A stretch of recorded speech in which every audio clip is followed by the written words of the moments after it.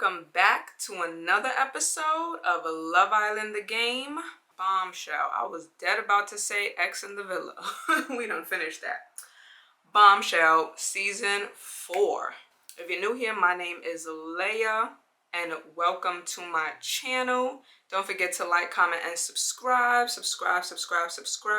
Join the fam. Become a fam member, bestie, all that good stuff. So subscribe. If you haven't checked out my last episodes, which was Too Hot to Handle Chapter 7 and Too Hot to Handle bonus scenes, and as for vlogs, my last video was a parade haul. So definitely go check those out. Everything will either be in the end screen or down in the description. So definitely check out the description box. Now, previously on episode 39, I'm not even gonna hold you guys. I had to look it up because I forgot. But anyways, previously we had that party. I was going around looking for Najuma to speak to her about this whole thing that Dylan was saying about her and Valentina. Finally found her in the kitchen. She told me that Dylan was sitting there spreading rumors about how I had a good time on a date and how I want to couple up with him. And then I told her how he said that Najuma and Valentina, it seemed like they were getting closer and trying to pie me off. She said that's a lie. I said that's a lie. She still wanted to sleep separately. I don't think that was smart. This whole Najuma relationship is kind of turning me off. I'm not even going to hold you. This whole season, there hasn't really been any romantic type of things going on. So, I don't know, man. I don't know if I'm going to stick with Najuma or not whenever we're presented with a recoupling. I don't know. Yeah, so let's just jump right on into it. Love Island the Game, Season 4, Bombshell, Episode 40. We got 8 more episodes to go before this season is finally wrapped up and can move on from this. So, let's go. All right. Episode 40, The All Clear.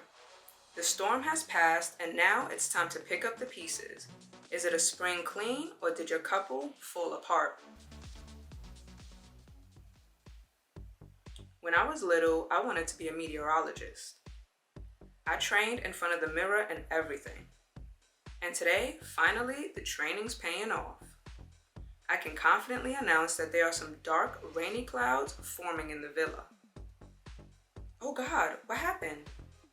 In fact, it seems the island is in the eye of the storm. Dylan's been saying some stuff about your date, and it's left Crystal stranded all alone on her daybed. Will she manage to make the sun shine on her couple? You blink in the bleak morning light. Your eyelashes are caked with leftover makeup from the night before and your whole face feels heavy. Next to you, the other half of the bed is cold. Najuma. The events of the previous evening come back to you in a rush. I hope she and I can work it out. Crystal, here you are. Cora. Cora sits next to you and hugs you close without a word. Cora's come to check on me. Aren't you a sight for sore eyes? You feel a prickling at the back of your eyelids and Cora's hug tightens. I'm here. It's gonna be okay. Dylan's been sulking though. Like, I think he's figuring out that his little game isn't paying off. His little game? It's pretty clear at this stage he wanted to stir drama all along. He kinda succeeded. Yeah, but it's nothing that can't be mended. What happened between you and him anyway? Tell Cora about your date. When we went on the date, he was acting super protective. Like, over the top protective. How did that make you feel? How did Dylan's overprotectiveness make me feel? Like I was weak somehow. I see. And then what happened? Then he complimented me a lot, but there was always something a bit off, a bit backhanded. We talked about my job and he made it sound like I needed rescuing from it. Basically, he was negging you. Cora says Dylan was negging me. What's negging? I don't even know what that is. It's a pickup artist thing. Men who think they found an easy way to crack the flirting code. Some of them give common sense advice, but others take it really far into manipulation territory. Instead of, trying to interact with people as people, honestly getting to know them and so on. So they basically use psychology tricks to sleep with someone, and negging is one of those. They try to knock people's confidence to make themselves look more attractive. Sadly, it works sometimes, and it can be really damaging. That's awful. Yeah, and more importantly, it's not your fault. I hope you understand that. Cora hugs you close and gives you a gentle peck on your forehead. And then he told me all that stuff about Valentina. He was trying to get into your head. He really is a manipulative jerk. But it's gonna be okay. Now we all know what's what. Tell Cora about last night. Last night, Dylan came up to me in the middle of the night. He was acting all supportive, right? Maybe that's what he wanted, but I mostly ignored him. That's the right thing to do with this kind of people. Don't give them anything. I think the next stage is for you to clear the air with Najuma. Sounds like you didn't do anything final. And Dylan should have known better. But it's best to be open and honest with Najuma. You're right. Thank you, Cora. Cora looks over your shoulder. When you turn around, you find Najuma standing there. I think we should talk. We should. Cora squeezes your hand before letting go. You stand up and, accompanied by Najuma, make your way to the lover's nook. You gingerly sit on opposite ends of the couch. Najuma glances at you out of the corner of her eye, opens her mouth to speak, then stops. Najuma's struggling to say something. What are you thinking? That I let Dylan get into my head like a fool? I guess I crumbled under the pressure of everything. Najuma takes a deep breath and looks straight at you, her eyes pleading. I'm truly sorry. I want to make it very clear that I trust you. I know you'd never do anything to hurt me. And I really apologize for walking out on you last night. She scooches a little closer to you. It must have felt pretty lonely. Najuma's asking if I was lonely last night. I'm gonna ask if she was lonely too. Were you lonely without me? You know I was. I hated every second of it. I never want to do something like that again. If we ever fight in the future, we've got to sort it out before we go to sleep. Definitely. At least we learned something. Dylan can't take what we have away from us. Nope, we're stronger than anything, or anyone. You tenderly beam at each other. By the way, last I saw, Dylan was spewing some nonsense in the kitchen. Wanna go say your piece? Najuma's asking if I wanna go and confront Dylan. I'm gonna give him hell. That's my crystal. Let's make him regret it. Hell yeah. You stand up together from the couch and make your way to the kitchen. They didn't really give you much option in terms of whether you really wanted to be okay with this situation or not. Dylan's standing at the kitchen counter whipping up some breakfast. Oliver sits a small distance apart, but he's not looking at Dylan. Nothing better than yogurt in the morning, am I right, mate? Ah, Crystal. Oh, look who's here. Good morning, baby. Najuma tenses up next to you. Dylan just called me baby. Someone said something? It's weird, because I swear I heard a sound coming from there. But all I can see is a worm, and worms don't talk. Hey, what was that for? Some people really have no shame. Boy, you stay out of this. Oliver raises his palms in front of him. You're right, this isn't my fight. But I've got a hunch I agree with whatever Crystal's about to say. Yeah, that's because you're soft on her. Oliver blushes a little. That's neither here nor there. Your behavior is pretty easy to see through. And what is it you're seeing? Oliver shakes his head. Dylan, people can see how manipulative you are. Manipulative. It's obvious everything you say and do is just to make drama. You haven't been honest even once since you walked into the villa. It's all been nasty lies and tricking people into doing what you want. Valentina, Tom, and Yusef are standing at the kitchen's entrance watching Dylan with grim expressions. You've done everything you could to break up Najuma and me. And you completely failed, by the way. We're stronger than ever. Najuma wraps a tender arm around your waist. Thank you. Something's very wrong with you two, Crystal and Najuma. You really should stop being so suspicious of people. Pretty sure it's a condition. Najuma takes a deep breath next to you. Najuma's about to let Dylan have it. I'ma let her rip. You know what, Dylan? You're just a small, nasty person. You don't deserve any of the good people in this room or in this villa. Whatever game you've been playing, you've lost. We all know and trust each other, and your dirty tricks can do no damage to that. So leave us alone. Oliver nods approvingly. In a thick silence, Valentina crosses the kitchen, walks past Dylan, and gives Oliver a good morning hug. It's lovely to have you around, Oliver. I'm glad we got such a nice addition to the villa, next to whatever snake crawled in at the same time. Dylan frowns and lets his spoon fall into his bowl with a clank. You lot don't deserve someone like me. Please, Dylan, stop. This is embarrassing. No grown human should act the way you do. Dylan throws him a sharp glance and storms out of the kitchen. Right, now we can finally have some breakfast. Crystal, you okay? Najuma's asking if I'm okay. Much better now. I'm surrounded with good people. That's bound to make things better. Najuma's arms tighten around you. You close your eyes for a second, and when you open them, a plate with toast and fresh fruit is floating under your nose. We thought this might help. Oliver, Yusef, Tom, and Valentina stand in front of you. It's not much, but it's better than an empty stomach. Valentina nods. I'm glad you stood up to him, Crystal. Someone had to. Everyone made me a small breakfast plate. Tell them you love them. You guys, I love you so much. Oliver blushes furiously.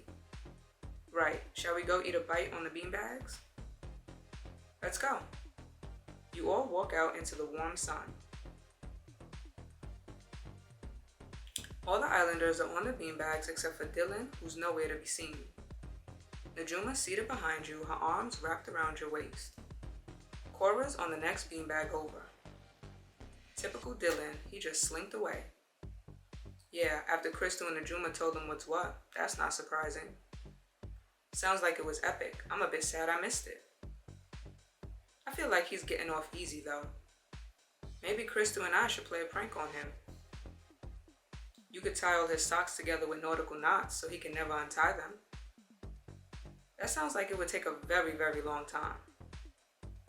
Does anyone here even know how to do nautical knots? I do. I sail regularly, but he's not worth that kind of effort. Yeah, I was thinking something simpler, but I like the idea of using his clothes. What do you say, Crystal? Partners in crime?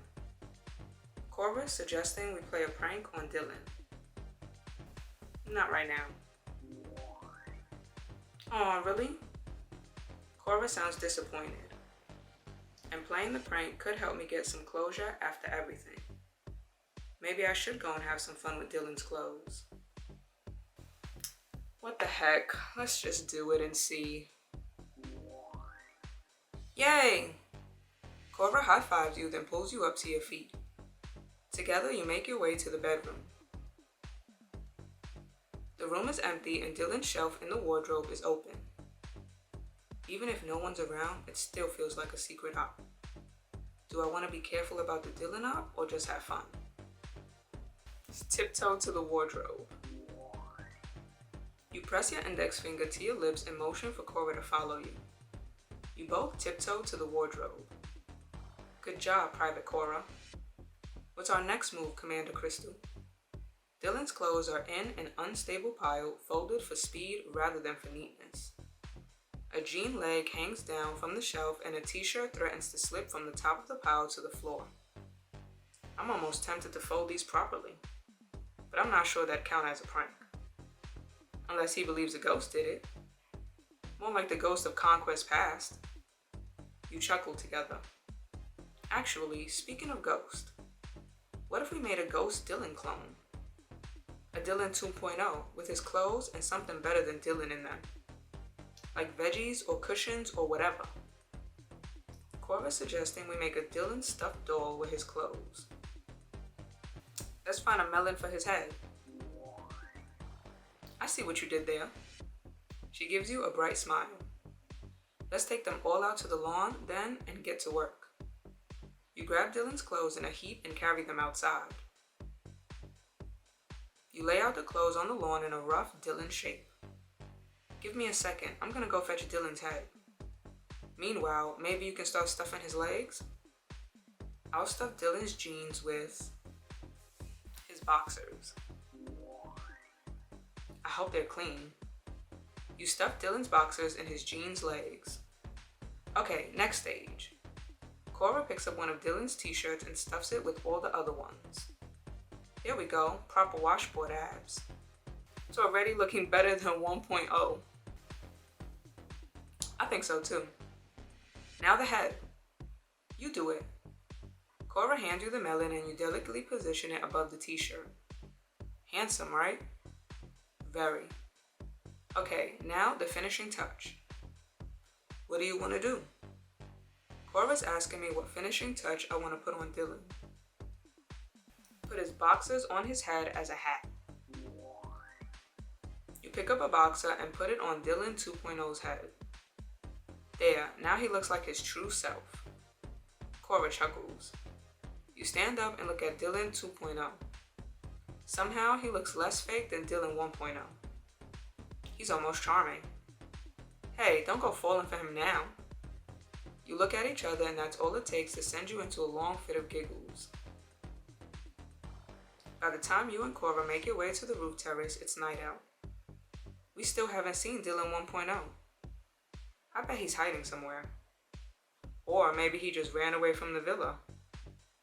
Cora thinks Dylan's run away from the villa. I'd like that. Yeah, that would be nice and simple, but I guess not. There's gonna be some kind of resolution to it still. Speaking of resolution, I'm glad you talked it through with Najuma. You look as loved up as ever. Do you reckon it's gonna be smooth sailing from now on? Do you mean, are we gonna stick together until the end of the villa? Yeah. I mean, Najuma is great, but you have options. Oliver's totally smitten by you. You're a very popular gal, so I wondered how you felt now. Cora's asking me if my head might turn. Honestly, yeah, my head might turn. Mysterious. I can't wait to find out who you mean. You know I'll support you no matter who it is. Thanks, Cora. A noise comes from downstairs and you instinctively look over the parapet, but the evening is quiet. Cora comes to stand beside you, leaning against the railings. You smile at each other. Then your gaze drifts over the villa. This would be such a great spot to draw, skating on location. Huh? Oh no, I'm thinking out loud again. She laughs. I'm just thinking about this personal project I've been working on. It's basically a cross between a resource management and rhythm video game, pixel art style. Cora's making a video game. Wow, you can code? Don't sound so surprised. I started dabbling in college. My music tech course meant I was on computers a lot. As she speaks, she speeds up in pace, becoming absorbing in the topic.